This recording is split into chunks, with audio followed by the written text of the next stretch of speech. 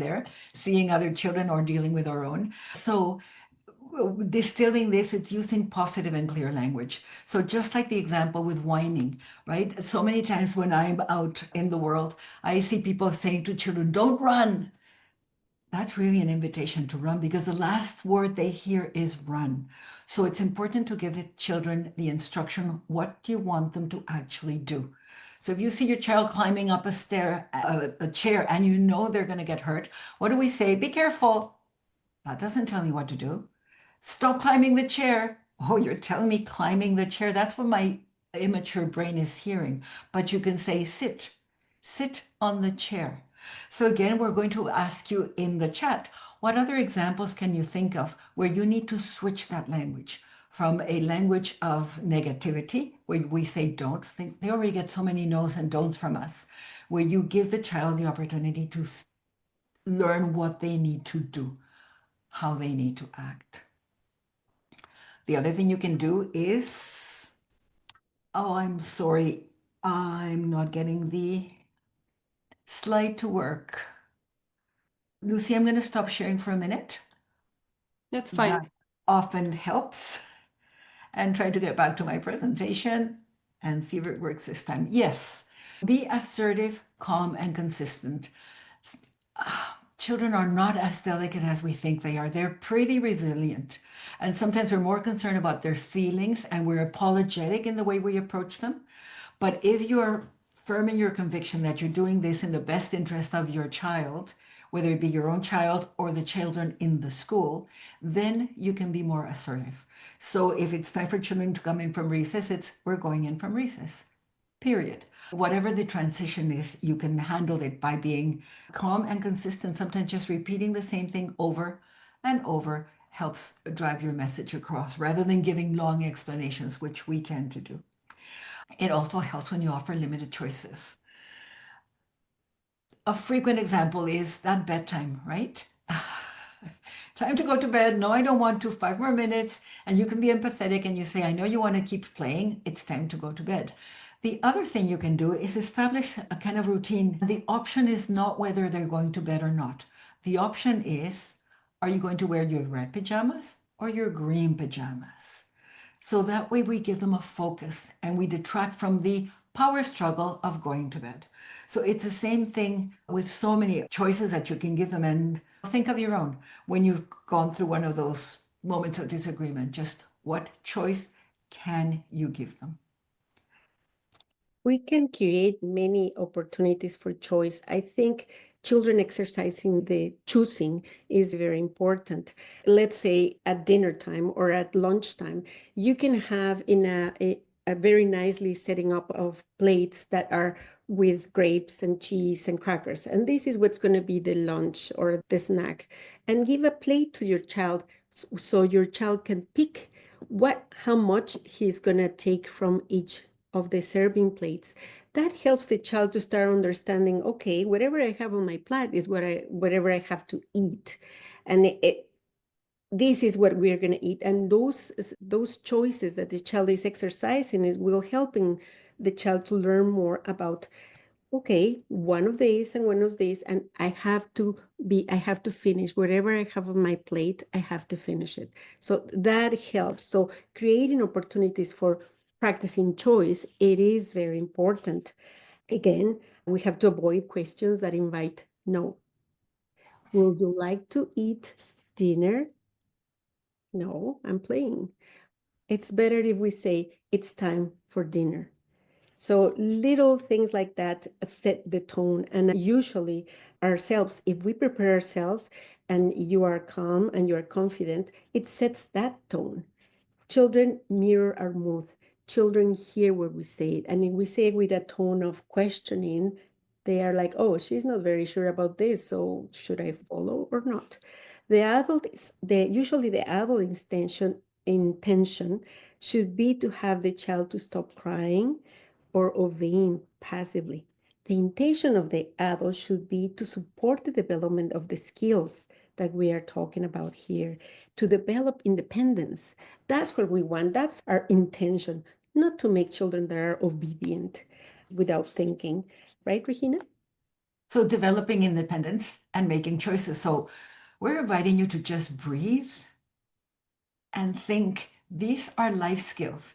It's not about getting them in from recess to have dinner, out of grandmother's house, back to school. Those are the little things. The long game is what you're looking at, the developing of independence. And we've said the word choices quite a few times.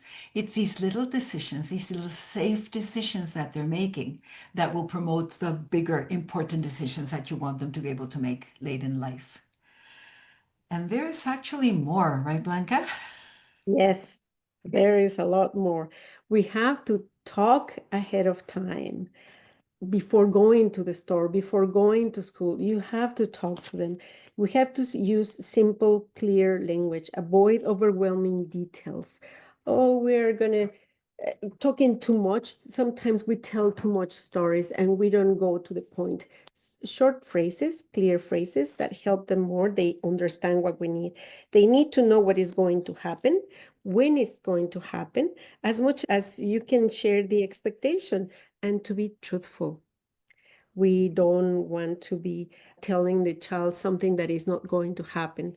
So I will be there waiting for you. No, you are not. You're going to work and then you are coming back to pick me up.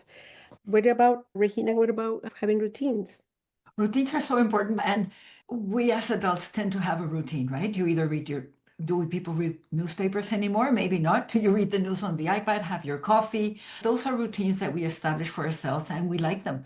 They are predictable. Even people like me who doesn't really like routines, sometimes routines are helpful. So I'll tell you another story that is personal as well. My now very successful and confident grandson, we had the advantage of having grandchildren is it gives us a perspective, right? We've seen generations going through this. So in this case, this little boy was impossible to sit in his car seat. It was like a huge tantrum, and we realized we were spending more time and more energy just trying to buckle him into that car seat. So the technique that we came up to with a lot of brainstorming is to have a routine. So we let him know ahead of time, Matthew, we're leaving in about 5 minutes. We know he doesn't have a sense of time, but 5 minutes sometimes click. You can now choose a book or a toy. So that became the routine. He knew, okay, probably going into the car. So he would choose a book and a toy. We get into the car and we'd say, when you buckle up, you can play with your toy or you can read your book. And that took all the power struggle and the tantrum away. It was a lifesaver, a time saver, and an energy saver, and a dignity saver because Matthew didn't have to go through the tantrum. We helped him through that. So also providing space and time. Again, adults, we finish work and we have the time to commute and leave work. Sometimes it comes home with us, especially if you're a school teacher, but you leave work. So we often don't give children that time and that space to do something. It comes to mind that when a colleague is doing something, we don't go to them and say, you need to stop writing that email right now because we need to have a meeting. You wouldn't say that. You wouldn't say, stop writing the email. Having coffee with a friend, would you say, you need to put your coffee down? The parking ticket is due. We don't say that. We give each other the grace and the courtesy. So if we can provide children with that space and that time, that's really helpful to them as well. And we have big transitions, don't we? Yes, we do. Big transitions, being new school, siblings, moving house, transitions are always going to happen. We cannot avoid them. Transitions are part of our life. And we keep repeating that because that's what it is. And we have to exercise them. We have to prepare yourself first. Preparation starts with me. As I am prepared, I can model a better perspective. The child senses confidence. This is an assurance that he's going to be safe. Then you are trusting the place or the person. So when we are prepared and we are confident, your child feels it, and so he can continue doing because you are giving the senses that he needs to go through. Practice. We can do visits, we can do stories, but the most important is what we model with our feelings. Support the children. Don't try to fix them. They're not, they're still going to be happening. Transitions are going to be, feelings will be happening. We cannot hold them in a bubble and not let them suffer with crying or with tears or with tantrums. This is going to still be there. Be calm and empathetic, offer limited choices, and always positive language. Tears, air communication, that's important. We cannot always prepare for ahead of time. There is always something that happens, like when life happens, Regina. So when life happens, as we've said a couple of times, you start with yourself. We're inviting you to shift the focus from your own needs to your child's needs, short term and long term. Keep in mind that their brain is developing and that they're going to be slower. So, what do they need? Of course, you're going to acknowledge their feelings. You can tell them, I know you feel sad. However, I'm going to start that again. I know you don't want to leave the party. I know you're having fun, but your dad's waiting for us. Or it's time to do whatever else. So acknowledge their feelings and then tell them what it is that they need to do. Perhaps you promise that you take them swimming and the pool is closed or whatever reason, right? So if that happens, you can say, I know you're feeling disappointed.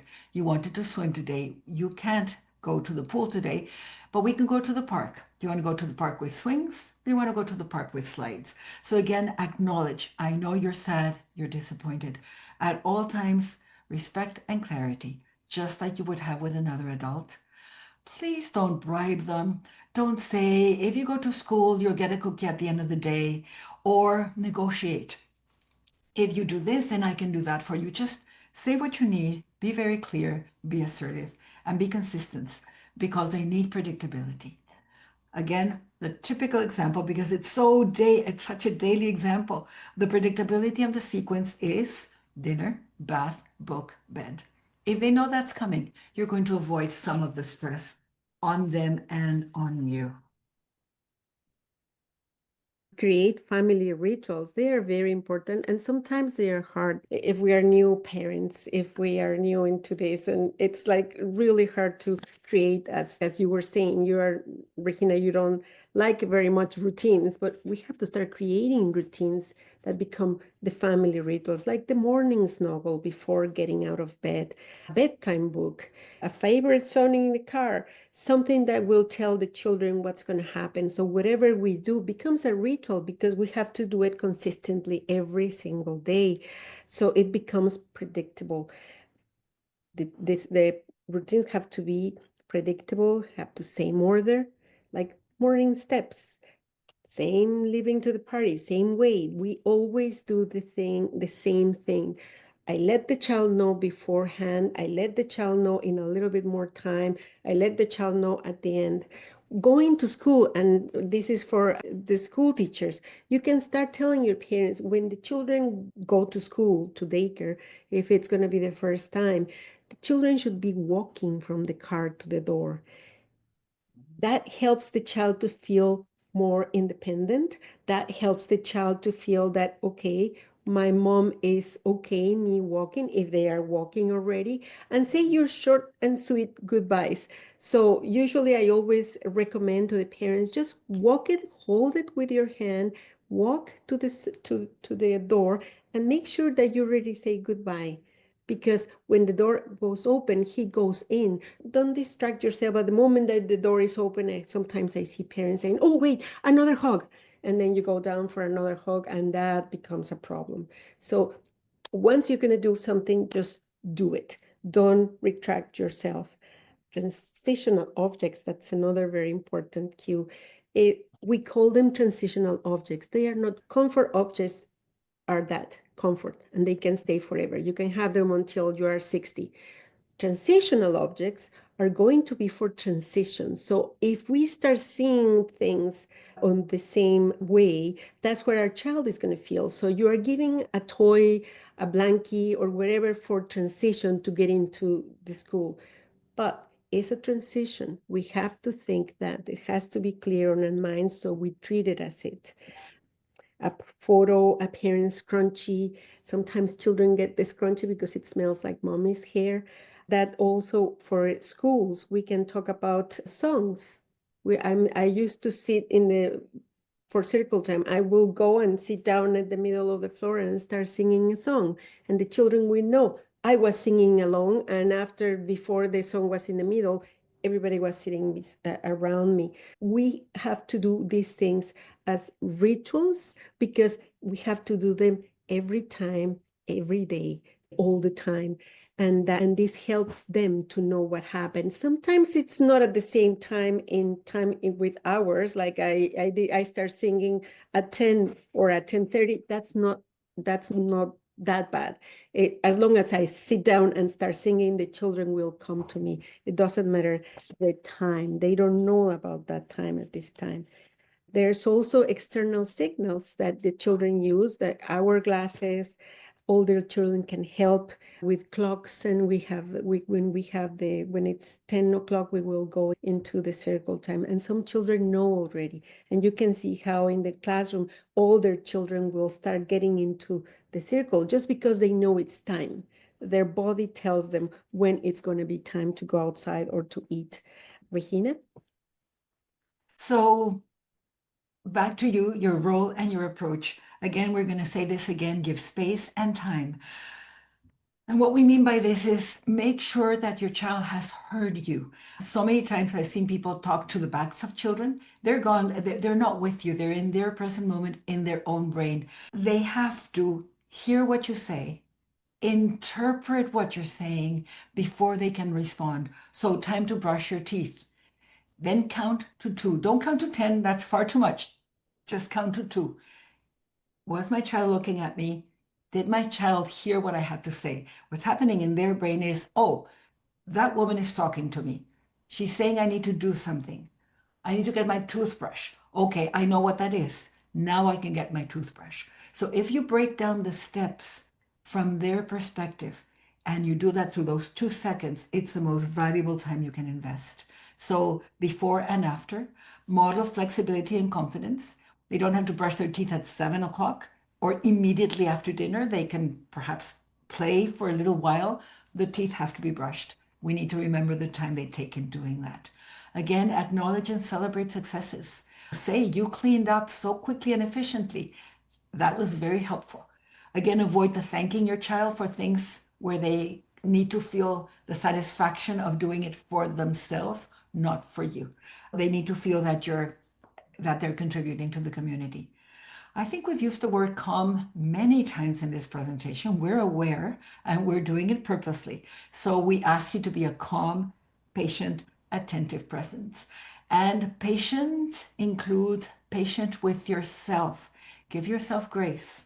We sometimes are so hard on ourselves. So be patient with yourself, and that way you can be a model for your child.